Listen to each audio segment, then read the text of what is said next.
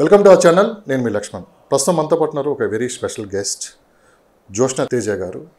ఇండియాలోని మొట్టమొదటి మహిళ మన కంటి చూపు చూసి మన ఆరోగ్యం ఎలా ఉందో చెప్పగలిగిన ఏకైక మహిళ. సో తను మనతో పాటున్నారు. డాక్టర్ గారితో మాట్లాడి మరిన్ని విశేషాలు తెలుసుకుందాం. ముందుగా నమస్కారం మేడం. నమస్తే అండి. సో అనుకోకుండా ఈరోజు కలిసాము. ముందుగా అంతర్జాతీయ మహిళా దినోత్సవ శుభాకాంక్షలు. Thank you very much. అందరికీ కూడా, మహిళలందరికీ కూడా, ప్రపంచవ్యాప్తంగా ఉన్న మహిళలందరికీ కూడా మహిళా దినోత్సవ శుభాకాంక్షలు. సో ఒకసారి మహిళల గురించి మీరు ఏం చెప్తారు? ఇప్పుడున్న ఈ జనరేషన్ కావచ్చు, ఒకప్పుడు మహిళలు బయటికి రావడానికి భయపడేవాళ్ళు. ఈరోజు చదువుకొని పెద్ద పెద్ద డాక్టర్లు అయ్యి ఎంతోమందికి స్ఫూర్తిగా నిలుస్తున్నారు. మేము ఎందుట్లో తక్కువ కాదని చెప్పి ఈరోజు మీరు ప్రూవ్ చేసుకున్నారు. సో ఈరోజు 60% మహిళలు ఈరోజు అన్నిటిలో ముందున్నారు. మహిళ మాత్రమే స్టేబుల్గా, స్టడీగా ఒక వర్క్ని కంప్లీట్ చేయాలంటే డెడికేటెడ్గా చేయగలుగుతుంది. కంపారిటివ్లీ మేల్స్ అండ్ ఫీమేల్స్ యావిగేషన్స్ వీటన్నిటి పరంగా చూసినా సరే females are more into the వర్క్హాలిక్గా ఎక్కువగా ఉంటారు. కాకపోతే ఏంటంటే మహిళలకి ఉన్న ఒక చిన్నది ఏంటంటే they don't know their energy. వాళ్ళు ఎంత శక్తివంతులు అనే విషయాన్ని ఖచ్చితంగా తన వెనక ఇంకొక పురుషుడు సపోర్ట్ చేస్తూ నీ ఎనర్జీ ఇది అని గుర్తు చేస్తూ డైరెక్ట్ చేయగలిగితే ఒక మహిళ సాధించలేనిదైతే ఏదీ లేదు. కానీ ప్రతి మహిళా విజయం వెనక ఒక పురుషుడైతే ఉంటారు. ఈ 30 సంవత్సరాలలో మహిళల్లో ఎలాంటి చేంజెస్ వచ్చాయి అంటే మీరేం చెప్తారు మేడం? సో ప్రీవియస్గా చూస్తే మన ఇండియాలోనే చూస్తే ఒక ఝాన్సీ లక్ష్మీబాయి అవ్వచ్చు, తర్వాత చూస్తే ఇందిరాగాంధీ అవ్వచ్చు, ఇలాంటి ఎంతోమంది ఐకానిక్ మహిళలు అయితే వాళ్ళ మార్క్ని ఖచ్చితంగా ఉంచారు. ఆడవాళ్ళు, ముఖ్యంగా భారతదేశంలో ఉన్న ఆడవాళ్ళు అయితే చాలా స్ట్రాంగ్ మైండెడ్గా ఉంటారు. మేబీ ఫిజికల్గా లిటిల్ బిట్ తక్కువ ఉండొచ్చేమో కానీ మైండ్ పరంగా వెరీ స్ట్రాంగ్. సో లాస్ట్ 30 ఇయర్స్లో ఉంది ఏంటి అని అంటే ఇంకా చుట్టుపక్కల ఉన్న అవకాశాలను ఏ విధంగా తీసుకొని వాళ్ళు ముందుకు వెళ్ళాలి అనే దాని మీద ఇంకొంచెం బెటర్గా ఇవ్వగలుగుతున్నారు. అండ్ ఇలాగ చేయడం వెనుక కూడా ఏంటంటే పురుషుల్లో వాళ్ళ ఆలోచన విధానాల్లో కూడా మార్పు వచ్చి ఎక్కువ సపోర్ట్ అయితే ఇవ్వగలుగుతున్నారు. మహిళా శక్తి ముందుకు వెళ్తుంది అని అంటే నేను ఖచ్చితంగా సమానమైన సపోర్టు మనకి బ్యాక్డ్రాప్లో వస్తుంది. ఫ్యామిలీ నుంచి, హస్బెండ్ నుంచి, పిల్లల నుంచి, అన్నదమ్ముల నుంచి, వీళ్ళందరి దగ్గర నుంచి కూడా సపోర్ట్ తీసుకుంటూ ఆడవాళ్ళు ఎంతో ఇంకా శక్తివంతంగా ముందుకు వెళ్తున్నారు. లాస్ట్ 30 ఇయర్స్లో వచ్చిన మార్పులు అయితే ఇవే.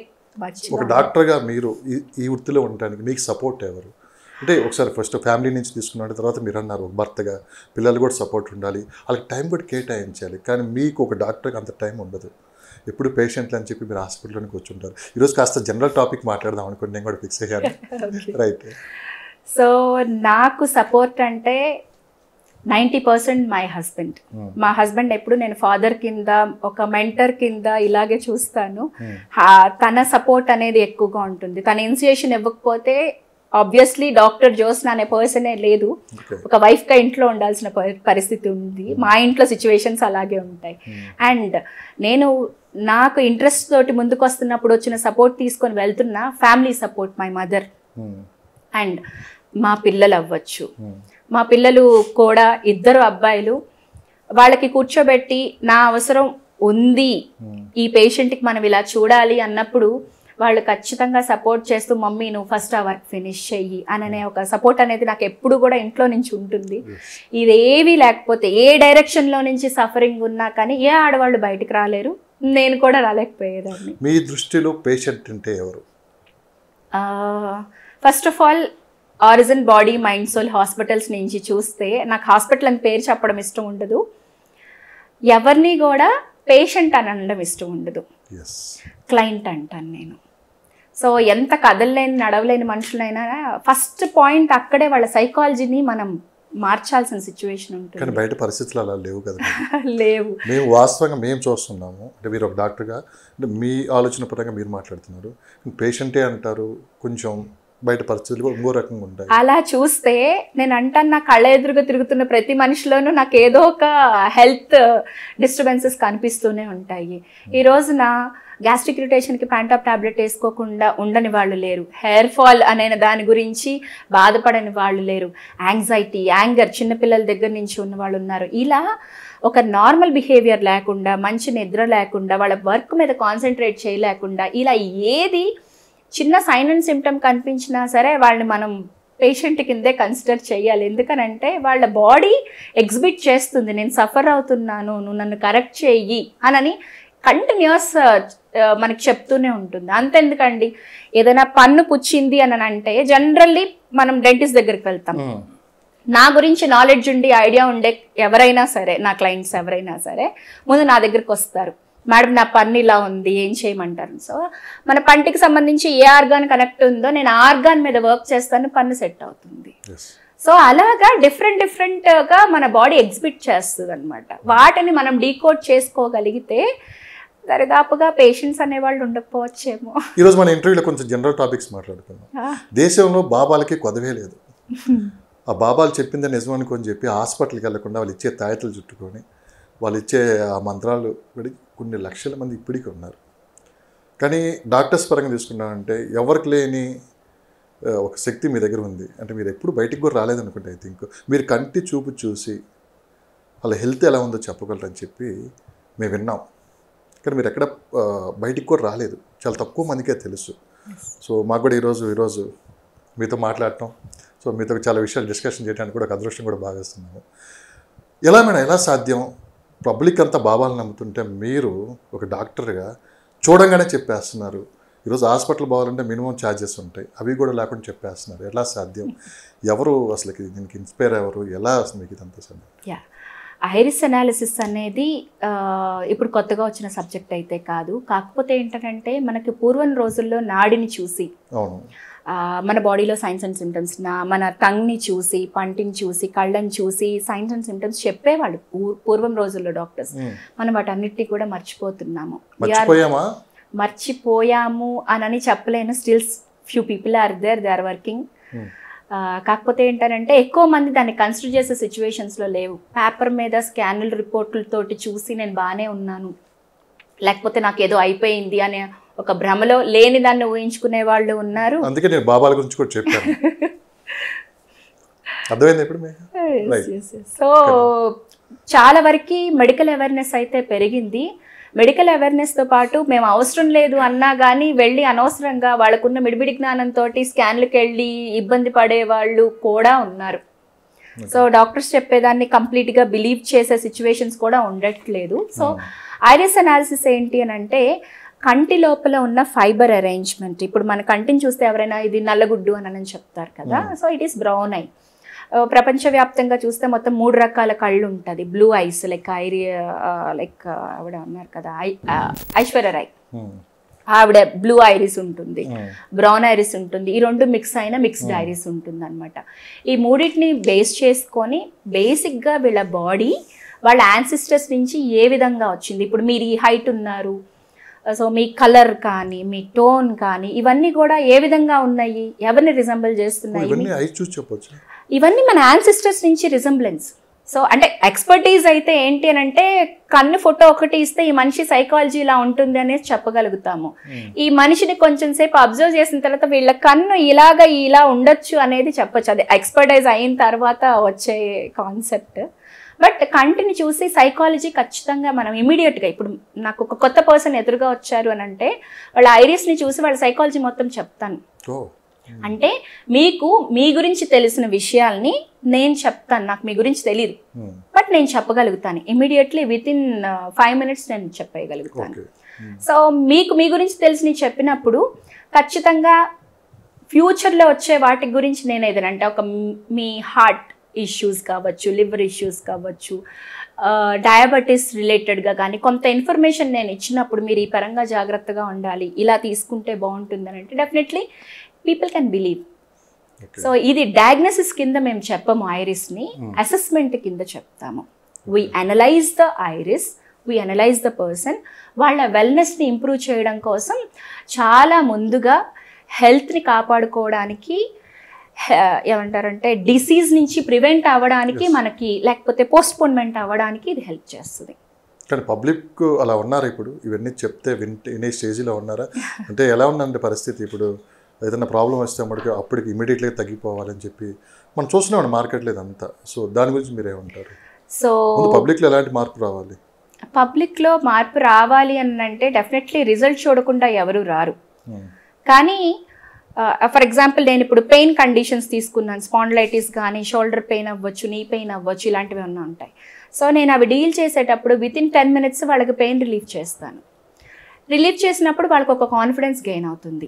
ఐరిస్ని చూసినప్పుడు వాళ్ళ సైకాలజీ చెప్పగలుగుతాను, వాళ్ళ కాన్ఫిడెన్స్ గెయిన్ అవుతుంది. If they are okay to do that, ఫర్దర్గా మేము అనలైజ్ చేస్తాము. అందరినీ కంపెల్ చేసి మీరు నమ్మండి అని ఎప్పుడు కూడా ఎవరిని ఏ కండిషన్లోనూ చెప్పలేం కదా. సో వాళ్ళకి బిలీఫ్ ఉంటే కంటిన్యూ అవుతారు, వాళ్ళకి బెనిఫిట్ అవుతుంది. కానీ ఈ మధ్య సోషల్ మీడియా పెరిగిన తర్వాత సో అల్లోపతి కావచ్చు, లేకుంటే ఆయుర్వేదిక్ సంబంధించి కావచ్చు, పబ్లిక్ ఒకే ఏదంటే ఏది చెప్తే అదే నిజం అనుకొని చెప్పుకోవడం చాలామంది దాన్ని ఫాలో అవుతున్నారు సొంత డెసిషన్ తీసుకొని. అది ఎంతవరకు కరెక్ట్ మేడం? సో చాలా మంది తెలిసి తెలియక యూట్యూబ్ ఛానల్స్లో పెట్టిన వీడియోస్ చూసి ఏదైనా హెల్త్ బాగాలేకపోతే మీరు ఇంట్లో ఉన్న వస్తువులనే వాడండి, అది తగ్గిపోతుందని చెప్పి చాలా వరకు ఈ నెగిటివ్ అనేది బాగా స్ప్రెడ్ అవుతుంది మేడం. ఒక డాక్టర్గా మీరు ఏమంటారు దీని గురించి? మనకి యూట్యూబ్ ఛానల్స్లో వీటిల్లో చెప్పే వాళ్ళు ఎంతవరకు అథెంటికేటెడ్గా ఉన్నారు, రియల్గా వాళ్ళు న్యూట్రిషన్ గురించి మాట్లాడుతున్నారు, ఈ పండు మంచిది, కాయ మంచిది అని అంటే వాళ్ళకున్న ఏంటి, వాళ్ళకున్న అర్హత ఏంటి అనే విషయం కూడా ప్రతి పర్సన్ చూడాలి. వ్యూవర్స్ చూస్తున్నప్పుడు వాళ్ళు దాన్ని చెక్ చేసుకొని వర్క్ చేయాల్సిన సిచ్యువేషన్ అవుతుంది. ఎందుకనంటే మన బాడీ ప్రయోగశాల కాదు. ఏదైనా ఒకటి మనం చూసి చేస్తున్నాం, మన బాడీ మీద ప్రయోగం చేస్తున్నాం అని అంటే ఏ పర్సన్కి ఆ పర్సన్ వాళ్ళు ఖచ్చితంగా వాళ్ళు ఫీల్ అవ్వాలి. సో నేను నా మీద ప్రయోగాలు చేయకూడదు, నేను జాగ్రత్తగా ఉండాలి. ఒక లైక్ ఇప్పుడు డాక్టర్స్ 5.5 years చదువుకొని ఒక MBBS కంప్లీట్ చేసి వస్తారండి. వాళ్ళకి ఆ ఎక్స్పర్టీస్ ఉంటేనే కదా బయటకు వచ్చి మనకి సలహాలు అన్నీ ఇస్తారు. కాకపోతే రైట్ పీపుల్ దగ్గర నుంచి సలహాలు తీసుకోవచ్చు, తప్పలేదు. బట్ ఎవరి నుంచి తీసుకోవాలి తీసుకోకూడదని ప్రతి ఆడియన్ వాళ్ళు డిసైడ్ అవ్వాలి. ప్రయోగశాలకు మార్చారు సోషల్ మీడియా. డెఫినెట్లీ ప్రయోగశాల. ఇప్పుడు సోషల్ మీడియాలో జామ పండు ఇలా తింటే మంచిది అని అంటే పక్క రోజు జామ పండు గిరాకీ వెళ్ళిపోతుంది, బాగా పెరిగిపోతుంది. గమనించారు ఇవన్నీ? గమనిస్తూనే కదా. అయ్యో ఇంట్లో మా మదర్ కూడా తీసుకొని వచ్చి నాకు చెప్పే సిచ్యువేషన్స్ ఉంటాయి, ఇది ఇలాగైతే ఇలాగంట అని చెప్పే సిచ్యువేషన్స్ ఉంటాయి. సో ఇంట్లో డాక్టర్స్ ఉన్నందువల్ల కూడా ఇంట్లో వాళ్ళు కూడా ఇదే ఫాలో అవుతారని కూడా ఏం లేదండి. సోషల్ మీడియా ఇన్ఫ్లుయెన్స్ ఎక్కువగా ఉంది మాకంటే. నిజంగా చాలా వరకు అవేర్నెస్ రావాలి మేడం. చాలా వరకు ఏంటంటే ఎవరికి తోచింది వాళ్ళు చెప్తున్నారు, కానీ అసలు గ్రౌండ్ లెవెల్లో ఏం జరుగుతుందని తెలుసుకునే పరిస్థితుల్లో కూడా పబ్లిక్ లేరు. అండ్ అలాగా అవేర్నెస్ ఇస్తూ వీడియోలు ఇస్తే వాటికి పెద్దగా వ్యూవర్స్ కూడా ఉండట్లేదు.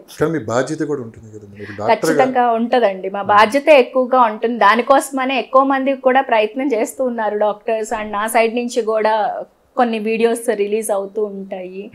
కానీ రైట్ ఇన్ఫర్మేషన్ రైట్ పీపుల్కి రీచ్ అవ్వట్లేదు అని అంటాము. దానికంటే రాంగ్ ఇన్ఫర్మేషన్ తొందరగా వెళ్ళిపోతుంది. మంచి తెలిసేలోపు చెడు ఇంకా చాలా ఫాస్ట్గా వెళ్తుంది, నిమిషాల్లో వెళ్తుంది. ఒకప్పుడు నోటి ద్వారా వెళ్ళిపోయేది, ఇప్పుడంతా టెక్నాలజీ ద్వారా వెళ్ళిపోతుంది. అంతే అంతే. ఇప్పుడు బద్ధకంగా పడుకుంటే పర్లేదని ఫ్రెండ్ చెప్పినప్పుడు అది బాగుంటది. తల్లిదండ్రులు నువ్వు లేవాల్సిందే, చదవాల్సిందే అంటే అది నచ్చదు కదా. ఏ రోజైనా సరే గ్లోబల్లీ ఒక విషయం, మంచి ఎప్పుడు కూడా చాలా స్లోగా ఉంటది, కష్టంగా ఉంటది. చెడు ఎప్పుడు చాలా ఫాస్ట్ గా ఉంటది. ఈ మధ్యకాలంలో నేను బాగా వింటుంది అంటే IT ఎంప్లాయీస్ చాలా మానసికంగా ఇబ్బంది పడుతున్నారు, నిద్రలేమి రాత్రులతో గడుపుతున్నారు. దానివల్ల చాలా ఎఫెక్ట్ వాళ్ళు ఇదవుతున్నారని చెప్పి 8 hours దాదాపు సిస్టమ్ ముందు కూర్చోవటం వల్ల కళ్ళకు కూడా చాలా ఎఫెక్ట్ అవుతుంది. సరిగ్గా వాళ్ళకి గైడ్లైన్స్ లేక ఇప్పటికీ హాస్పిటల్ చుట్టూ తిరుగుతూ ఉన్నారు. మనకి బాగా రోజు వింటూనే ఉన్నాం, వీడియోస్ కూడా చూస్తున్నాను. మీరు ఒక డాక్టర్గా మీరు ఏం చెప్తారు మేడం? అంటే ఎలాంటి చేంజెస్? సో IT ఎంప్లాయీస్ పరంగా చెప్పాలి అంటే ఫస్ట్ ఆఫ్ ఆల్ వాళ్ళ వర్కింగ్ అవర్స్ కరెక్ట్గా లేవు, సర్కేడియం రిథమ్ని ఫాలో అవ్వట్లేదు. అంటే సూర్యుడి గమనాన్ని బట్టి మన లైఫ్ స్టైల్ ఉండాలి. రాత్రి అయిందంటే నిద్రపోవాలి, ఆహారం ఈవినింగ్ 6 లోపు 7 లోపు తీసుకోవాలి. కానీ వాళ్ళ సిచ్యువేషన్స్ ఏమవుతుందంటే కంప్లీట్గా మారుతుంది. అండ్ ఏది ఉంటే అది ఈజీ అవైలబిలిటీ తోటి టేస్ట్ కోసం తినే సిచ్యువేషన్స్ కూడా ఉంటున్నాయి.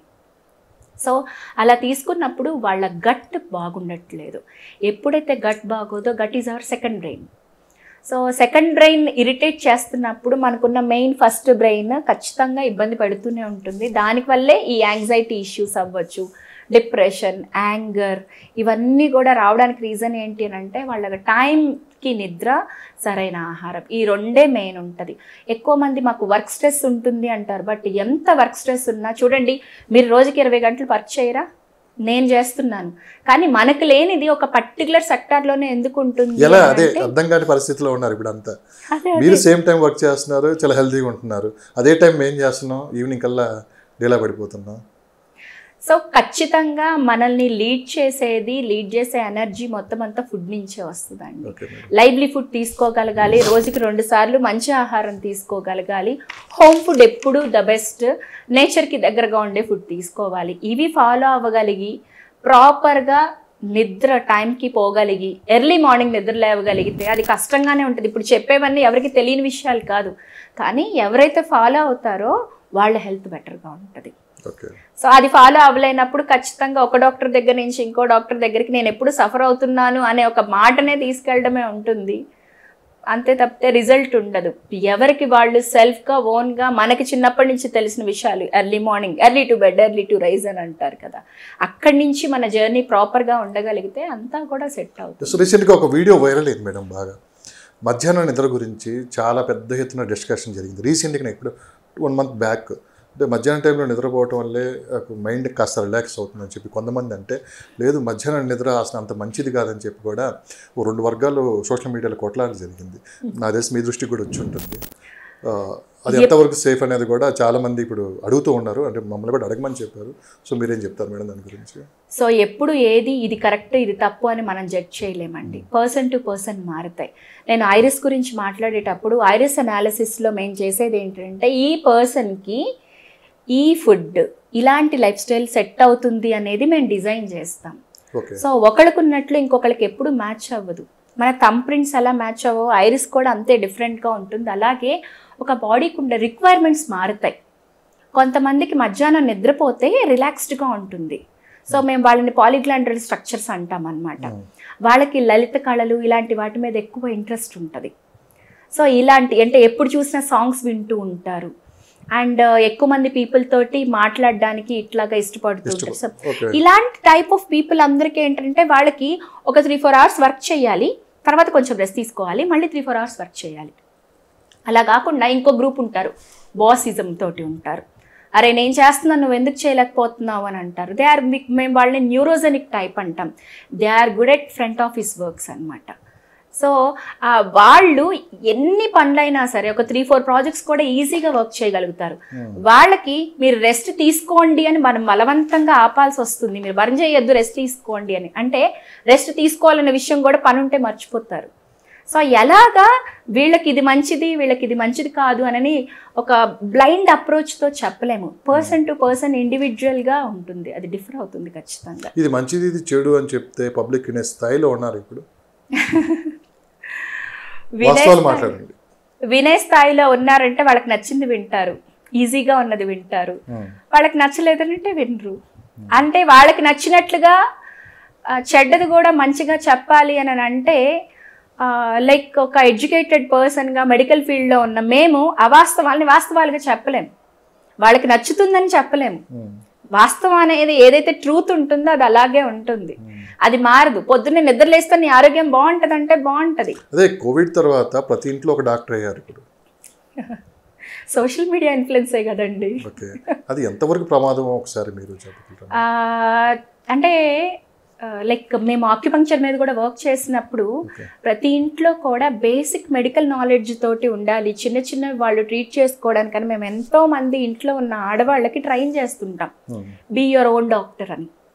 సో వాళ్ళకు ఒక 5 days కోర్స్ కండక్ట్ చేసి వాళ్ళకి బేసిక్ ఇన్ఫర్మేషన్ ఇచ్చిన తర్వాత ఎంతవరకు మీరు చేసుకోవాలి ఎంతవరకు చేసుకోకూడదు, ఇది ఈ సైన్స్ అండ్ సిమ్టమ్స్ మీరు వెంటనే హాస్పిటల్కి రష్ అవ్వాల్సిన సిచ్యువేషన్స్ ఉంటాయి అనేది మేము వాళ్ళకి చెప్తుంటాం. నా సైడ్ నుంచి నేను చేసేది పబ్లిక్ ఇట్లా అంటే ఇంత ఓపెన్ ఫోరంలో మీరు ఇలాగ చదవండి ఇలా చెయ్యండి అని నేను చెప్పలేకపోవచ్చేమో, కానీ we are doing the such things, we are training people. Minimum things కనుక మనం నేర్పించగలిగితే లైక్ హెడ్ఏక్ లాంటివి కానీ మోకాళ్ళ నొప్పులు లాంటివి కానీ వామిటింగ్స్ కానీ అట్లాంటివి ఎక్కడ మనం ఆపచ్చు, ఎంతవరకు మనం ఛాన్స్ తీసుకోవచ్చు, ఎంతవరకు హోమ్ రెమెడీస్ ఫాలో అవ్వచ్చు. ఎందుకంటే మన వంటగదే పెద్ద వైద్యశాల. మన వంటగదిలో ఉన్న ఎన్నో దినుసులు మన అమ్మమ్మలు చెప్పినవన్నీ కూడా చాలా మంచివి. మీరు కూడా అక్కడికే వచ్చారు మళ్ళీ? ఎప్పుడైనా అక్కడికే రావాలండి, వేరే ఆప్షన్ లేదు. సున్నా ఎక్కడి నుంచి స్టార్ట్ అయిందో అక్కడే ఎండ్ అవుతుంది. ప్రపంచం అంతా అదే శూన్యంతో అదే సర్కిల్తో తిరుగుతూ ఉంటుంది. అమ్మ వాళ్ళు ఏం చెప్పారు, అమ్మమ్మ వాళ్ళు ఏం చెప్పారు, అక్కడి నుంచే మళ్ళీ తిరిగి వెళ్ళాలి, అక్కడే ఆగాలి. సో బేసిక్ నాలెడ్జ్ అనేది ఉండాలి.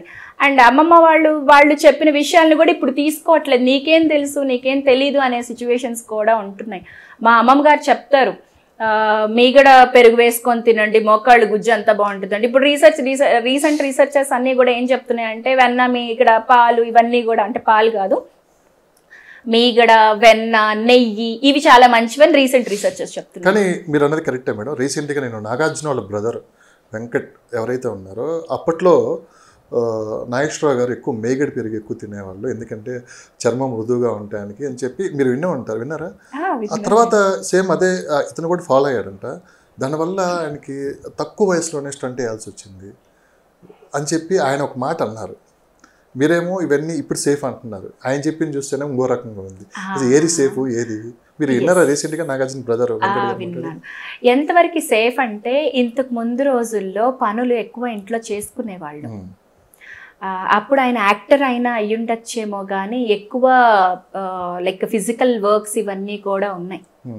కానీ ఈ రోజున అదే ఆహారం తింటూ ఫిజికల్ యాక్టివిటీ ఏం లేకుండా, పెద్ద ఎండకు ఎక్స్పోజ్ అవ్వకుండా, ఎండకు వెళ్తే నేను టాన్ అయిపోతాను ఇలాగా మాట్లాడుతూ మనకి నచ్చినవి మాత్రమే తీసుకుంటూ మిగడి పెరుగు మంచిది టేస్ట్గా ఉందని చెప్పి దాన్ని మాత్రమే తీసుకొని మిగతా వదిలేస్తే బాడీ ఎలా కోపప్ చేస్తుంది? చెయ్యదు.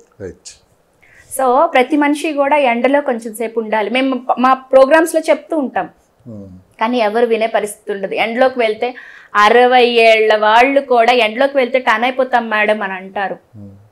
సో ట్యాన్ అవ్వడం వల్ల వచ్చే నష్టం ఏంటి? మేబీ ఎక్స్టర్నల్ అపిరెన్స్ కొంచెం కలర్ తక్కువ కనిపించవచ్చు, కానీ డి విటమిన్ రావడం వల్ల శరీరానికి క్యాన్సర్ వచ్చే అవకాశాలు తగ్గుతాయి, బీపీ వచ్చే అవకాశాలు తగ్గుతాయి, ఇందాక మీరు చెప్పిన స్టంట్స్ వేయకుండా ఛాన్సెస్ ఉంటాయి.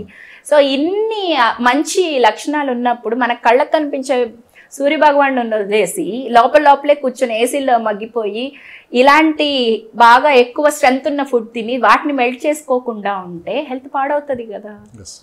What to do, what not to do అది కూడా తెలియాలి. రైట్ మేడం, మీ సేవలు కూడా నాకు తెలిసి ఇంకా తెలుగు రాష్ట్రాలు అవసరం అనిపిస్తుంది. ఎందుకన్నానంటే ఈ మాట కంటి చూపుతో చెప్పేది ఏకైక మహిళ మీరే ఒక డాక్టర్గా. ఈ మధ్యకాలంలో కోవిడ్ తర్వాత చాలామందికి హార్ట్ స్ట్రోక్స్ వస్తున్నాయి. ఎంత స్ట్రాంగ్ పర్సన్ అయినా కానీ కారణం లేకుండా స్పాట్లో చనిపోతున్నారు. ఏంటి మేడం కారణం ఏంటి? ప్లస్ చాలామంది ఇప్పుడు దాన్ని తెలుసుకోవాలని కూడా చాలా తాపత్రయపడుతున్నారు. మీరు అన్నారు కదా కంటి చూపుతో కూడా చూసి చెప్పేస్తాను ఆ ప్రాబ్లం ఏంటి అని కూడా అన్నారు కదా. చాలామంది వెయిట్ చేస్తున్నారు. మీరు కానీ అవకాశం ఇస్తే పేషెంట్లు అన్నారు, సారీ మళ్ళీ మీరు వేరే విధంగా అనుకుంటారు. సో చాలామంది అసలు ఏం జరుగుతుంది అనేది కూడా భయపడుతున్నారు. ఎస్, ఐరిస్ అనాలిసిస్ చేయించుకోవడం వల్ల కార్డియాక్ సిచ్యువేషన్స్ ఏదైనా ఉంది అని అంటే మనం చాలా ముందుగా ఎవాల్యుయేట్ చేయడానికి ఛాన్సెస్ ఉంటాయి. లైక్ కంట్లో ఆకస్ రింగ్ అని ఉంటుందన్నమాట, ఫామ్ అవుతుంది ఐరిస్ మీద. అలాంటిది ఫామ్ అయినప్పుడు వాళ్ళ బాడీలో కొలెస్ట్రాల్ డిపాజిట్స్ అనేవి ఎక్కువ అవుతూ ఉంటాయి అని అదొక సైన్ చూపిస్తుంది. అదిగాక మన ఓవర్ ద జనరేషన్స్ మన ఇంట్లో ఫ్యామిలీ హిస్టరీలో కార్డియాక్ కనుక ఫంక్షనింగ్ తక్కువగా ఉంటే అది మన ఐరిస్లో ఎగ్జిబిట్ అవుతుంది. అది కనుక మనం చాలా ముందుగా తెలుసుకోగలిగితే కార్డియాక్ కేర్కి సంబంధించి ఇప్పుడు చూడండి ఎక్కువ మంది అంటే కొంతమంది హీరోలు సివియర్ ఎక్సర్సైజెస్ చేస్తూ పడిపోయిన వాళ్ళు ఉన్నారు. సో అలాంటి సిచ్యువేషన్స్ ఉన్నాయి. సో ఐరిస్ని చూసి మేము ఏం చేస్తామంటే we design their exercise programs also. ఎంతవరకు చెయ్యాలి, don't overdo anything. So ఎక్కడ ఆపాలి అనే దాని మీద కూడా we will give complete guidelines. And వాళ్ళ బాడీకి ఎలాంటి హెర్బ్స్ సెట్ అవుతాయి, ఎలాగ సపోర్ట్ చేయొచ్చు వాళ్ళ బాడీకి చాలా ముందుగానే అనే విషయాన్ని మనం చెప్పడానికి ఛాన్స్ ఉంటుంది. అండ్ ఐరిస్ అనాలిసిస్లో ఇంకొకటి కూడా ఏంటంటే పక్కన ఉన్న స్క్లీరాలో ఉన్న బ్లడ్ వెజల్స్ పొజిషన్ని బట్టి కూడా వీళ్ళకి ఈ ప్రాబ్లము వీళ్ళ ఎపిజెనెటిక్స్ వల్ల వచ్చిందా జెనెటిక్స్ వల్ల వచ్చిందా అనేది చెప్పచ్చు. జెనెటిక్స్ అనేది మన ఐరిస్ని చూస్తే తెలుస్తుంది, అంటే మన యాన్సిస్టర్స్ నుంచి మనకేమొస్తున్నాయి అనేది. అంటే అంటారు కదా షుగర్ నా పేరెంట్స్కి ఉంది కదా నాకు కూడా వస్తుంది అనేది. This one we called it as genetics. Epigenetics అంటే ఏంటి అని అంటే మన చుట్టూ ఉన్న ఎన్విరాన్మెంట్ ఎలా ఉంది, మన సోషల్ రిలేషన్స్ ఎలా ఉన్నాయి, how we are love making with our partner, మన చిల్డ్రన్స్ యొక్క వాళ్ళది లైఫ్ స్టైల్ ఎలా ఉంటుంది, వాళ్ళ ఎడ్యుకేషన్ బాగుందే లేదా, ఇవన్నీ కూడా ఎపిజెనెటిక్స్ కిందకు వస్తాయి. మనం ఎలాంటి ఆహారం తింటున్నాము ఇవన్నీ ఎపిజెనెటిక్స్ అనమాట. ఇఫ్ ఎట్ ఆల్ మన జీన్స్ స్ట్రాంగ్గానే ఉన్నా మన యాన్సిస్టర్స్లో మన పేరెంట్స్కి గ్రాండ్ పేరెంట్స్కి ఎలాంటి హెల్త్ ప్రాబ్లం లేకపోయినా మన ఎన్విరాన్మెంట్ మన ఎపిజెనెటిక్స్ కనుక బాగా లేకపోతే అది ఖచ్చితంగా మన హెల్త్ మీద ఎఫెక్ట్ చేస్తుంది. ఓకే, చాలామంది ఎక్సర్సైజ్ చేస్తున్నాం, మంచి హెల్తీ ఫుడ్ తీసుకుంటున్నాం, మీ వెరీ స్ట్రాంగ్ అని చెప్పి అనేవాళ్ళు కూడా ఇప్పుడు చాలా ప్రాబ్లమ్స్ ఫేస్ చేస్తున్నారు. మీరు చెప్పగలరా మేడం, అంత హెల్తీ క్యాండిడేట్ని ఒకటి తీసుకుని మీ ముందు పెడతాను, ఒకరోజు నేను ప్రాక్టికల్గా లైవ్లో చూపిద్దాం అనుకుంటున్నాను, ఆ ప్రాబ్లం ఏంటో చూపించగలరా మీరు? ఖచ్చితంగా నేను వాళ్ళ చాలా అవసరం కూడా ఇప్పుడు ఐరిస్ని చూసి ఖచ్చితంగా మనం అనలైజ్ చేయడానికి ఛాన్స్ ఉంటుంది. I'm not diagnosing, I'm analysing. నా అనాలిసిస్ చెప్తాను నేను. ఎప్పుడు వస్తున్నారు మాకు అవకాశం? తీసుకొని వస్తాను నేను. మీరు ఎప్పుడు తీసుకొని వస్తారంటే అప్పుడు నేను చెప్పడానికి రెడీ. ఒక సెలబ్రిటీని తీసుకొని వస్తాను మీ దగ్గరికి ప్లీజ్. I'm waiting. వాళ్ళందరూ అంటే సెలబ్రిటీస్ కూడా ఎందుకంటున్నారంటే వాళ్ళందరూ మంచి హెల్తీ ఫుడ్ తీసుకుంటున్నాం, మంచి స్ట్రాంగ్ ఉన్నామని ఎక్కువ ఫీల్ అయ్యేది కూడా ఏంటంటే వాళ్ళే ఉంటారు. బేసిక్ మీకు తెలుసు ఆ విషయం. సో వాళ్ళనే తీసుకుని వచ్చి ఒకసారి ట్రైల్ చూసామంటే అర్థమైపోతుంది కదా ఏంటి. ఖచ్చితంగా ఎవరిని తీసుకొని వచ్చినా సరే we are ready to do that. Analyse చేసుకోవడం వాళ్ళకే చాలా మంచిది, బెనిఫిట్ ఉంటుంది. అంటే నేను ఎలా చెప్తానంటే లైక్ న్యూట్రిషన్ గురించి చూస్తే బీట్రూట్లో నైట్రిక్ ఆక్సైడ్ ఉంటుంది, భ్రామరీ ప్రాణాయామం చేస్తే కూడా నైట్రిక్ ఆక్సైడ్ రిలీజ్ అవుతుంది, రెండిటికి సేమ్ ఎఫెక్ట్ ఉంటుంది. ఓకే, సో నైట్రిక్ ఆక్సైడ్ మనకి ఎక్కడ హెల్ప్ అవుతుంది అని అంటే మన రక్తనాళాలు అనేవి ఎపిథీలియం బ్రేక్ అవ్వకుండా ఉండడానికి, బాడీలో ఇన్ఫ్లమేషన్ తగ్గించడానికి హెల్ప్ అవుతుంది. బీట్రూట్ తినే ఇష్టం లేకపోతే భ్రామరీ ప్రాణాయామం చేయమని చెప్తాం మేము. సో అలాగా ప్రతిదానికి కూడా ఆల్టర్నేట్స్ ఉంటాయి. ఇది తీసుకోవడం వల్ల మీకు ఈ హెల్త్ ఎఫెక్ట్ అవ్వకుండా ఉంటుంది. మీ ఐరిస్ని చూసి మీకు ఈ ఆర్గాన్ అనేది అండర్ వర్కింగ్లో ఉంది, దాన్ని ఈ విధంగా ఈ హెర్బ్స్ తీసుకొని ఈ ప్రాణాయామం చేసి ఈ యోగిక్ టెక్నిక్ చేసి ఇలాంటి హెల్దీ లైఫ్ స్టైల్ని ఫాలో అవుతూ కనుక మీరు చేయగలరు. అంత పర్టికులర్గా పిన్ పాయింటెడ్గా సెల్యులర్ లెవెల్లో జరిగే వాటిని కూడా వర్కౌట్ చేసి వాళ్ళకి చెప్పడం జరుగుతుంది ఐరిస్ని చూసి, అండ్ వాళ్ళ దగ్గర నుంచి అనలైసిస్ తీసుకోవాలి. సాధారణంగా డాక్టర్స్ అనగానే వాళ్ళకి తెలిసిన సబ్జెక్టు లేదా ఒకే సబ్జెక్ట్ మీద మాట్లాడుతుంటారు. మీరు అన్ని సబ్జెక్టుల గురించి అనార్గళంగా మాట్లాడుతున్నారు. ఎందుకు మీరు అంటే పబ్లిక్లోకి అంత రావడానికి ఇష్టపడలేదు ఇంతకాలం అంటే ఏం చెప్తారు? కొంత అవేర్నెస్ అంటే మీరు చేసే కొంత సేవ కూడా ఉంటుంది, పబ్లిక్లో కొంత అవేర్నెస్ తీసుకురావడానికి మీ ప్రయత్నం కూడా చేస్తూ ఉంటారు. ఇప్పుడు ఈ సోషల్ మీడియా పెరిగిన తర్వాత చాలామంది ఆ విధంగానే బయటకు వస్తున్నారు. మీరు ఎందుకు ఇంతవరకు బయటికి రాలేదంటే ఏం చెప్తారు? నేను ఇంతవరకేనంటే నాకు 4 హాస్పిటల్స్ ఉన్నాయి ఇప్పటివరకు. మీకున్న బిజీ లైఫ్లో నాకున్న బిజీ లైఫ్లో ఇన్ పేషెంట్స్ వీళ్ళంతా ఉంటారు. నేను చాలా సివియర్ క్రానిక్ కేసెస్ డీల్ చేస్తూ ఉంటాను. సో నాకు వచ్చే కేసెస్ అన్ని వర్డ్ ఆఫ్ మౌత్ తోటే వస్తాయి. అంత నెసెసిటీ మేబీ అనిపించలేదు. డాక్టర్గా ఆలోచిస్తున్నారు మీరు, ఏంటంటే సోషల్ సర్వీస్. యా, నేను అది రియలైజ్ అయ్యాను దాని గురించే. సో అవకాశాలు ఏదైనా ఉంటే కనుక డెఫినెట్లీ నాకు తెలిసిన విషయాన్ని అందరికీ పంచాలనే ఉద్దేశంతో ఉన్నాను. డెఫినెట్లీ ఫర్దర్గా ఇలాంటి ప్రోగ్రామ్స్ చేయడానికి రెడీగా. ఏ ఏజ్ పీపుల్ ఈ టెస్ట్ చేయించుకోవాలి మేడం? బేసిక్గా ఇది కూడా చాలా మందికి కొన్ని ఉంటాయి, చిన్నపిల్లల కాడి నుంచి పెద్దవాళ్ళు, ఇప్పుడు 70 years వీళ్ళంతా కూడా ఉంటారు. ఎవరికి అవసరం ఇది అసలు మెయిన్? ఐరిస్ అనాలిసిస్ అనేది ఖచ్చితంగా చెప్పాలి అని అంటే చిన్నపిల్లలకి ఎక్కువ అవసరం ఉంది. బిలో 30 years వాళ్ళకి గనక, 5 years నుంచి బిలో 30 years వాళ్ళకి గనక మనం ఐరిస్ అనాలిసిస్ చేయగలిగితే వాళ్ళకి రాబోయే ప్రాబ్లమ్స్ నుంచి మనం ప్రివెంట్ చేయడానికి ఛాన్సెస్ ఉంటుంది. ఇప్పుడు ఫర్ ఎగ్జాంపుల్ ఒక 45-60 years పర్సన్ వచ్చి నాకు ఐరిస్ అనాలిసిస్ చేయమంటే మీకు షుగర్ ఉంది, బీపీ ఉందని నేను కంటిన్యూస్ చెప్తాను. వాళ్ళు ఆల్రెడీ అవి డయాగ్నోజ్ అయిపోయి డిసీజ్డ్ ఫేజ్లో వచ్చారు. ఓకే, సో మేబీ నేను చెప్పేది వాళ్ళకి అంత హెల్ప్ లేదు కదా. సో వాళ్ళు ఆల్రెడీ డిసీజ్ తోటి డయాగ్నోజ్ అయ్యి వచ్చారు. అలా నేను వాళ్ళని చేయించుకోవద్దని చెప్పట్లేదు, ఎవరైనా చేయించుకోవచ్చు. కాకపోతే ప్రివెంటివ్ హెల్త్ మీద ప్రివెంటివ్గా మనం వర్క్ చేయాలి అని అంటే కనుక 30 years లోపు వాళ్ళకైతే చాలా మంచి బెనిఫిట్స్ ఉంటాయి. ఎవరైనా ఏదైనా మనం ముందుగా తెలుసుకోగలిగితే జాగ్రత్త తీసుకోవడానికి అవకాశం ఉంటుంది. ఇప్పుడు రోడ్డు మీద వెళ్తూ ఉంటారు, అక్కడ చిన్న గొయ్యి ఉంది, ఎవరైనా అక్కడ బోర్డు పెట్టేస్తే మనం ఏం చేస్తాం, జాగ్రత్తగా వెళ్తాం. ఐరిస్ అనాలిసిస్ కూడా అంతే. సో ఫ్యూచర్లో మీకు ఈ ప్రాబ్లమ్స్ వచ్చే అవకాశం ఉంది కాబట్టి మీరు ఈ జాగ్రత్తలు తీసుకోండి అంటే ఫాలో అయ్యే వాళ్ళు బెనిఫిట్ పొందుతారు. అది ఇది జీబీఎస్ అంటే ఏంటి madam? GBs Guillain Barry syndrome అంటారండి. అది టోటల్ బాడీ మొత్తం అంతా కూడా నర్వ్స్ అనేవి చచ్చిపడిపోయినట్లు అవుతాయి అన్నమాట, మొబిలిటీ ఏది ఉండదు. అండ్ ఒక్కొక్కసారి రెస్పిరేటరీ సిస్టమ్ కూడా ఎఫెక్ట్ అవుతూ ఉంటుంది అనమాట. కామన్లీ ఫుడ్ పాయిజనింగ్ ఇలా అవ్వడం వల్ల, లేకపోతే మన ఇమ్యూనిటీ మన మీద ఫైట్ చేయడం వల్ల ఇలాగా ఉంటుంది. జనరల్ ఇమ్యూనిటీ ఏంటి అంటే బయట వైరస్ ఏదైనా వచ్చిందంటే మనల్ని కాపాడడానికి హెల్ప్ అవుతుంది కదా. సర్టైన్ ఆటో ఇమ్యూన్ డిసీజెస్లో ఏమవుతుందంటే మన ఇమ్యూనిటీని మనల్నే శత్రువుగా అనుకొని మన ఆర్గాన్స్ మీద, నర్వస్ సిస్టమ్ మీద గనక ఫైట్ చేస్తే వచ్చేదే గులియన్ బ్యారీ సిండ్రోమ్ అనమాట. రీసెంట్గా ఒక 2-3 years బ్యాక్ చైనా వాళ్ళు ప్రపంచాన్ని భయపెడితే పూణే వాళ్ళు రీసెంట్గా ఇండియాని భయపెట్టారు. మనం చూసాము, ఏదో అనుకోకుండా సడన్గా చేతులు చచ్చుబడిపోవటం, రకరకాల స్పాట్లోనే వాళ్ళు మరణించడం, ఇలాంటి విన్నాం మనం. ఎక్కువ పర్సంటేజ్లో లేదు కానీ దేశం మొత్తం భయపడింది. ఏదో జరుగుతుంది, జరగబోతుంది అని చెప్పి మళ్ళీ ఆ రోజులు గుర్తొచ్చాయి, పాత రోజులు. ఏంటి మేడం అసలు ఒరిజినల్ గ్రౌండ్ లెవెల్లో ఏంటి రిపోర్ట్? గులియన్ బ్యారీ సిండ్రోమ్ అనేది కొత్తగా రాలేదు, కోవిడ్ లాగా. కొన్ని ఎప్పటి నుంచో అది ఉన్నదే, మేము చదువుకున్నప్పటి నుంచి మా పుస్తకాల్లో ఉన్నదే గులియన్ బ్యారీ సిండ్రోమ్. కాకపోతే ఏంటంటే ఒక్కసారిగా ఇక్కడ కూడా మీ సోషల్ మీడియా ఇంపాక్ట్ అనేది చాలా ఎక్కువగా ఉంది. చెప్పాలి అది కూడా మీరు. అదే చాలా ఎక్కువగా ఉంది. అంటే ఒక చిన్న ఎగ్జాంపుల్ చెప్తాను. నా దగ్గర ఇప్పుడు already inpatient Guillain Barry syndrome ఉన్న పేషెంట్ ఉన్నారు, ఇప్పుడు ఉన్నారు. సో ట్రీట్ చేస్తున్నాను. సో మా మదర్ నన్ను అడిగిన క్వశ్చన్ ఏంటంటే, ఏంటి నువ్వు అది కూడా ట్రీట్ చేస్తావా అని. మా మదర్ కూడా. సో ఏంటమ్మా, నేను ఇంతకు ముందు కూడా చేశాను కదా, మనకు తెలిసిన అంకుల్ ఉన్నారు, ఒక 6 years బ్యాక్ మన దగ్గరకు వచ్చి అడ్మిట్ అయ్యారు, ఆయనకు కూడా గులియన్ బ్యారీ సిండ్రోమ్ అంటే, ఓ ఆయనకు కూడా అదేనా అని ఒక ఆశ్చర్యాన్ని పెట్టారు. మా ఇంట్లో ఉన్న సిచ్యువేషన్ అంటే పేషెంట్స్, ఇది గులియన్ బ్యారీ సిండ్రోమ్ అనేది కొత్తది కాదు, ఇప్పుడు అందరికీ తెలుస్తుంది అంతే.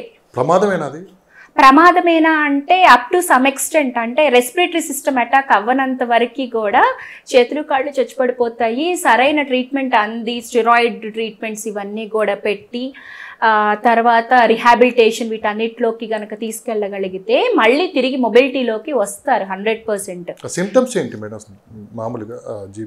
సడన్ గానే పేషెంట్ అనేది కొలాప్స్ అవుతారండి. ముందు సైన్స్ అండ్ సిమ్టమ్స్ అంటే వామిటింగ్స్ ఇట్లాంటివి ఏమన్నా ఉండొచ్చు. హెల్దీగా ఉన్న పర్సన్, అప్పటి వరకు బ్రహ్మాండంగా తిరిగిన person with in span of 6 hours లో టోటల్లీ కొలాప్స్ అయిపోతారు అనమాట.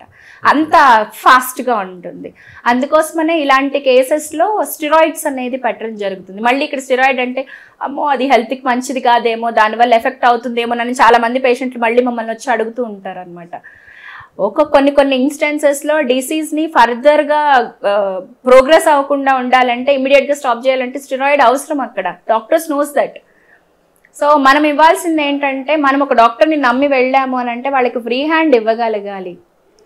సో ఫ్రీ హ్యాండ్ ఇవ్వగలిగితే డాక్టర్లు ఎవరు కూడా ద బెస్టే చేయడానికి చూస్తారు. ఎవరు కూడా ఒక మనిషిని వాళ్ళు తీసుకునే ఓతులోనే ఉంటుంది. ఇన్ టైంలో ట్రీట్మెంట్ తీసుకోకపోతే పరిస్థితి ఏంటి?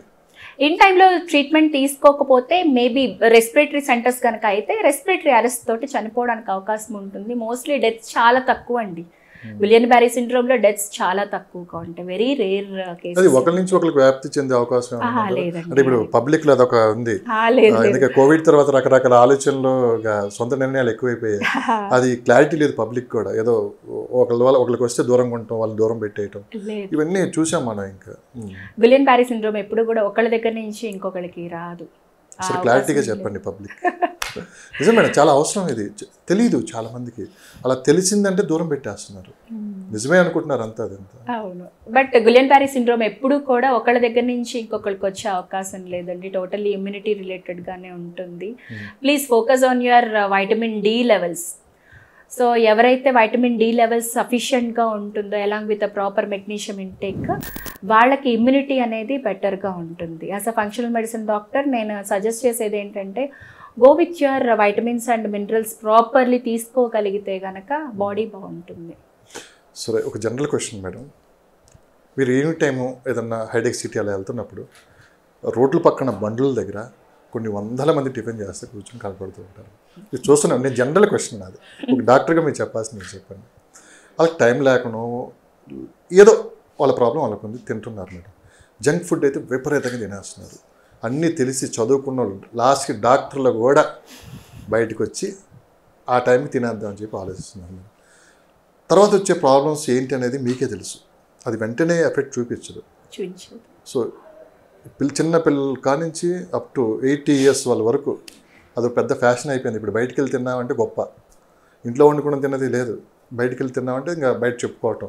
లేదంటే 4 o'clock వెళ్ళి మనం 4 AM బిర్యానీలు తింటాం. 3 o'clock వెళ్ళి తినడం చాలా చేంజెస్ కనపడ్డాయి మేడం ఈ మధ్యకాలంలో. ఎంతవరకు ఎఫెక్ట్ మేడం బాడీకి అది. మానసికంగా కూడా చాలామంది ఇబ్బంది పడుతున్నారు. ఎందుకంటే 4 AM బిర్యానీ నిద్రలేక అప్పటిదాకా కూర్చొని బిర్యానీ తినొచ్చి పడుకుందాం అని చెప్పి చాలామంది. ఇదంతా జనరల్ టాపికే, కానీ దీనివల్ల చాలా పెద్ద సమస్యలు అయితే వస్తున్నాయి. సో ఇందాక సర్కేడియన్ రిథం గురించి నేను మాట్లాడాను, సర్కేడియం రిథం గురించి మాట్లాడాను నేను ఇందాక. సో ఏంటి అని అంటే మన సూర్యుని గమనాన్ని బట్టి మనం మన ఆహారపు అలవాట్లు, మన ఆచార వ్యవహారాలన్నీ కూడా ఉండాలి. అది ఫాలో అవ్వకపోతే ఎప్పుడైనా ప్రాబ్లమే. ప్రాబ్లమ్స్ ఏంటి అని అంటే కళ్ళకు కనిపించేది ఒబెసిటీ, కార్డియాక్ ఇష్యూస్. ఈజీగా చిన్నపిల్లల్లో కూడా చైల్డ్హుడ్ ఒబెసిటీ విపరీతంగా పెరిగిపోయింది. And there is no management, anger management లేదు పిల్లల్లో కూడా. వాళ్ళకి ఏది కావాలంటే అది వాళ్ళ పేరెంట్స్ ఇవ్వాల్సిందే. ఎందుకు ఇవన్నీ కూడా ఉంటున్నాయి అని అంటే వాళ్ళ బాడీలో ఫుడ్ ఇంటేక్ సరైనది లేదు, సాత్వికంగా ఉండే ఆహారం లేదు, సరైన టైంలో ఆహారం లేదు. సో బయట కూడా మంచి ఫుడ్ దొరికే అవకాశం ఉంది, కానీ మన సెలెక్షన్ ఎప్పుడూ కూడా రాంగ్ వేలో వెళ్తుంది. దీనికి రీజన్ ఏంటి అని అంటే higher usage of antibiotics in the body, first point. So antibiotics ఎప్పుడైతే మనం డాక్టర్ ప్రిస్క్రిప్షన్ లేకుండా, అండ్ ఎక్కువ మంది డాక్టర్స్ ప్రిస్క్రైబ్ చేయకపోయినా సరే చాలా త్వరగా తగ్గిపోవాలనే ఉద్దేశంతో పేషెంట్సే ఈజీగా మనకి మందులు దొరుకుతున్నాయి కాబట్టి వాడుతున్నారు. నిన్న మొన్న కల్పన, సింగర్ కల్పన ఒక ఎగ్జాంపుల్. సో మెడిసిన్స్ వాడుతున్నారు. దీనివల్ల ఏమవుతుందంటే మన గట్లో కొన్ని ట్రిలియన్స్ ఆఫ్ బ్యాక్టీరియా ఉంటాయి. సో ఆ ట్రిలియన్స్ ఆఫ్ బ్యాక్టీరియాలో ఏమవుతుందంటే మంచి బ్యాక్టీరియా చనిపోతున్నాయి యాంటీబయాటిక్స్ వల్ల. మనం వెంటనే ఏం చేయాలంటే ఆ మంచి బ్యాక్టీరియాని రీస్టోర్ చేసుకోవాలి. ఎలాగా? మజ్జిగ ఇవన్నీ కూడా తీసుకుంటూ చేసుకోవాలి. ఓల్డెన్ డేస్లో చేసేవాళ్ళు, జ్వరం వస్తే మజ్జిగ రసంతో తినేవాళ్ళు, ఇట్లా ఉండేది. వాళ్ళకి తెలుసు మన బాడీలో ఎఫెక్ట్ అయితే మనం ప్రోబయోటిక్స్ ప్రీబయోటిక్స్ తీసుకోవాలి అని ఆ ఫుడ్స్లో ఉండేది. ఇప్పుడేమవుతుంది, instead of giving good bacteria, జ్వరం వచ్చిందంటే జ్వరం టాబ్లెట్ వేసుకుంటాం, వెంటనే బిర్యానీకి పరిగెడుతున్నాం. సో వెళ్తున్నాం. సో ఇలా వెళ్ళడం వల్ల ఏమవుతుందంటే మన గట్లో మనకి అవసరం లేని బ్యాక్టీరియా పెరుగుతుంది. సో ఎప్పుడైతే మనకు అవసరం లేని బ్యాక్టీరియా పెరుగుతుందో, ఒక మనిషి కోపంగా అరుస్తున్నాడంటే that is not you, that is your gut microbia. ఒక మనిషి సరిగ్గా ప్రవర్తించట్లేదంటే నువ్వు కాదు చేస్తుంది, నీ గట్లో ఉన్న బ్యాక్టీరియా నిన్ను అలా చేస్తున్నాయి. నువ్వు ఆ ఐస్ క్రీమ్ తిను, ఈ అన్టైమింగ్లో అది తిను, ఇది తిను అని చేస్తుంది నువ్వు కాదు, నీ బ్యాక్టీరియా. ఫస్ట్ గట్ని గనక కరెక్ట్ చేసుకోగలిగితే, దాన్ని ఎలా కరెక్ట్ చేసుకోవాలో గనక తెలియగలిగితే ఎవరైనా సరే ఈజీగా హెల్త్లోకి రావచ్చు. మన బాడీ కూడా ఇలాంటి ఫుడ్స్కి క్రేవింగ్కి వెళ్ళదు. సో ఫస్ట్ ప్రాబ్లం ఏంటంటే అవైలబిలిటీ కాదు, మన బాడీలో మెకానిజం కరెక్ట్గా లేదు. డిస్బయాసిస్ అంటాం అన్నమాట. హెల్దీ బ్యాక్టీరియాకి అన్హెల్దీ బ్యాక్టీరియాకి ఉండే ఫైట్లో అన్హెల్దీ బ్యాక్టీరియా గెలుస్తుంది because of wrong usage of medications and there is no proper vitamins and mineral source in the body. అంటే దీని వల్ల మన ఆలోచనలో కూడా మార్పు వస్తుంది. ఖచ్చితంగా ఎఫెక్ట్ ఎంతవరకు చూపిస్తుంది? సో మీకు ఒక మాట తెలిసే ఉంటుంది, ఇది నా గట్ ఫీలింగ్ అంటారు. ఎస్.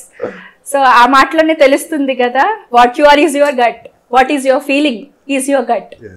సో గట్ని బాగా చేసుకోండి, డెఫినెట్లీ మన ఫీలింగ్స్ మారుతాయి. టువర్డ్స్ క్రేవింగ్స్, స్వీట్ క్రేవింగ్స్ మారుతాయి. కొంతమందికి సాల్ట్ క్రేవింగ్స్ ఉంటాయి, కొంతమందికి స్పైసీ ఫుడ్ క్రేవింగ్స్ ఉంటాయి. సో ఫుడ్ని అవాయిడ్ చేయొద్దు బలవంతంగా. ఈరోజు బలవంతంగా ఆపామంటే రేపు ఈరోజు ఒక బిర్యానీ తినాలనుకున్న వాళ్ళు రేపు 2 తింటారు. కానీ ఎందుకు వాళ్ళకి ఆ క్రేవింగ్ వస్తుంది అనే రూట్ కాజ్ మీద వర్క్ చేయగలిగితే, in origin body mind soul హాస్పిటల్స్లో మేము చేసేది రూట్ కాజ్ మేనేజ్మెంట్. వీళ్ళకి క్రేవింగ్, ఇప్పుడు సిగార్ మానమంటాము, ఒబెసిటీ ఉన్న వాళ్ళని ఫుడ్ మానమంటాము, ఇవన్నీ కూడా అడిక్షన్సే. సో అడిక్షన్ ఎందుకు వస్తుంది అని అంటే బికాస్ ఆఫ్ యువర్ గట్ డిస్బయాసిస్. దాన్ని కరెక్ట్ చేద్దాము, అన్నీ బాగుంటాయి, హెల్త్ అంతా కూడా బాగుంటుంది. ఎవరైనా సరే మనం ఏదైనా చెప్తే వినాలి అనే ఒక ఆలోచనలోకి రావడానికి అవకాశం ఉంటుంది. సో రైట్ మేడం, మీ నుంచి ఇంకా మరింత ఇన్ఫర్మేషన్ కూడా తీసుకోవాలనుకుంటున్నాము. భవిష్యత్తులో ఇంకా మీరు చాలా విషయాలు చెప్తారని కూడా మేము ఆశిస్తున్నాము. కానీ ఇప్పటికి మీరు ఒంగోలుకి అండ్ వైజాగ్కే పరిమితం అయ్యారు. హైదరాబాద్ ఎప్పుడు రాబోతున్నారు? హైదరాబాద్ కన్సల్టేషన్స్ ఆల్రెడీ స్టార్ట్ అయ్యాయి. మీ సేవలు అవసరం ఇంకా. సో వితిన్ 2 months హైదరాబాద్లో కూడా స్టార్ట్ అవుతుంది. ఇప్పుడైతే కన్సల్టేషన్స్ ఓపెన్లో ఉన్నాయి. ట్రీట్మెంట్స్ అనేది ఎట్లా అంటే హైదరాబాద్ నుంచి కూడా గట్ రిలేటెడ్ ఇష్యూస్కి ఒంగోలు వరకు వచ్చి ట్రీట్మెంట్స్ ఇప్పుడు జరుగుతున్నాయి, చేయించుకుంటున్నారు, అది జరుగుతుంది. బట్ త్వరలో సర్వీసెస్ కూడా ఇక్కడ స్టార్ట్ అవుతాయి. ఎందుకనంటే మేము కంప్లీట్గా గట్ మీదే వర్క్ చేస్తాం. డీటాక్సిఫికేషన్ ఇవన్నీ కూడా ఉంటాయి మా దగ్గర. Colon hydrotherapy, liver detoxification, skin detoxification, ఇలాగే ఎన్నో రకాల డీటాక్సిఫికేషన్ ప్రాసెస్ అన్నీ కూడా మా దగ్గర ఉన్నాయి. ఒంగోలు, విశాఖపట్నం, హైదరాబాద్ ఎలా టైం బ్యాలెన్స్ చేస్తారు మేడం? ఇదంతా ఒక రౌండ్ తిరగాలండి. మీరు అన్నారు మీకు 20 hours పని చేస్తారు కానీ మిగతా టైం మొత్తం విత్ గుడ్ టీమ్ అండి. నా టీం అందరూ కూడా ఆల్మోస్ట్ నేను హాస్పిటల్ స్టార్ట్ చేసే 14 years అంటే 13 years నుంచి నాతోటి స్టిల్ వర్క్ చేస్తున్న టీం ఉన్నారు. And very much dedicated. మాకు సండేలు తెలీదు, మండేలు తెలీదు.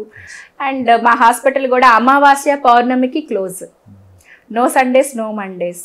సో చెప్తారు డాక్టర్ల గురించి, దేవుడి దగ్గరికి వెళ్ళి దండం పెట్టుకున్నా కానీ డాక్టర్ దగ్గరికి వెళ్ళి మళ్ళీ మనం భావించాలని.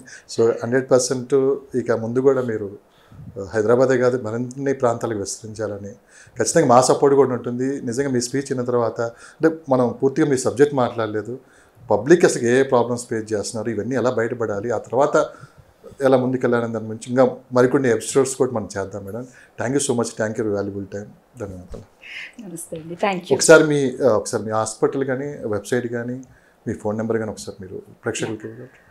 So origin body mind soul hospitals హైదరాబాద్లో అయితే కన్సల్టేషన్స్ జూబ్లీ హిల్స్లో స్టార్ట్ అయ్యాయి. ఒంగోల్ అండ్ విశాఖపట్నంలో rehabilitation centres with IP facility, clinical ఇవన్నీ కూడా ఉన్నాయి. సో కన్సల్టేషన్స్ కోసం మీరు కాంటాక్ట్ చేయాలి అని అంటే 8985481555 ఈ నెంబర్కి కాంటాక్ట్ చేయొచ్చు. Thank you ma'am. Thank you very much.